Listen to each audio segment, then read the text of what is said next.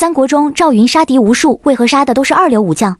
不是赵云没有杀过一流名将，而是被他杀的都被降格或被消除了一流的名号。就像高览，河北四廷主之一，武力不弱于张合，由于被赵云秒杀，于是高览就成了二流的武将。这就像被关羽斩杀的颜良、文丑，本来都是超一流的武将，无论怎么说，一个连还手的机会都没有，一个战不三合，心西败走，被关羽追斩。所以在民间最流行的三个武将排名，一连按照3点为四关五马六张飞中，颜良、文丑的排名落到了最后，竟然在手下败将张良和徐缓的后面。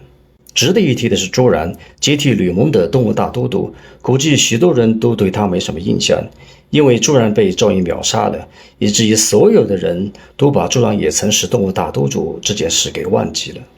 再看看排名仅次于赵云的典韦，他斩杀过什么名将？实际上典韦毫无斩获，虽然斩了一个黄巾贼副帅，但还是个无名氏。